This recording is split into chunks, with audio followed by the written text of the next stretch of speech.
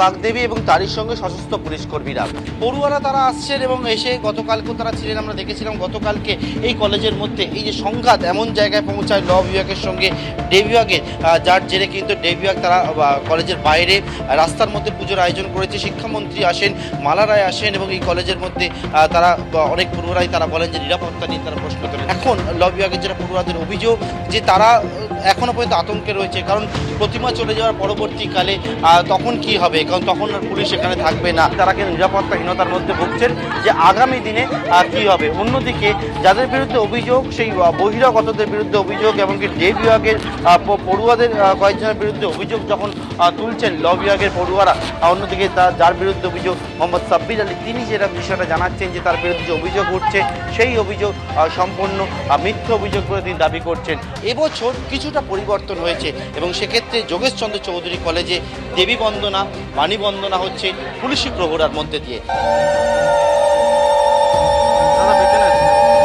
পুজো হলো, র্যাব ছিল, পুলিশ ছিল, কড়া নজরদারি ছিল।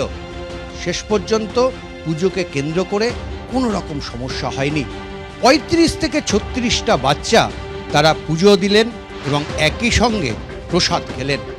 আরও একটা তাৎপর্যপূর্ণ ছবি যে গোটা এলাকা জুড়ে কিন্তু উপস্থিত ছিলেন গ্রামবাসীরা।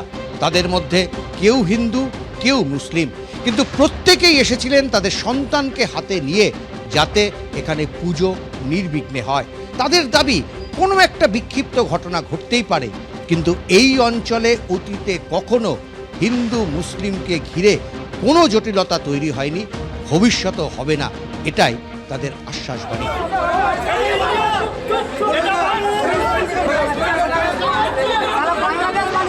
পুলিশ প্রহরায় চলছে নন্দীগ্রাম সীতানন্দ কলেজে সরস্বতী পুজো। কয়েকদিন আগে যখন পুজোর নির্ঘণ্ট যখন তারা কীরকমভাবে হবে সেই বিষয় নিয়ে তারা যখন আলোচনা করে, তখন কিন্তু একজন ব্রতী তারা কিন্তু ঠিক হয়েছিল, অর্থাৎ যিনি সংকল্প করবেন পুজোর সময় সেই হিসাবে কিন্তু ঠিক হয়েছিল।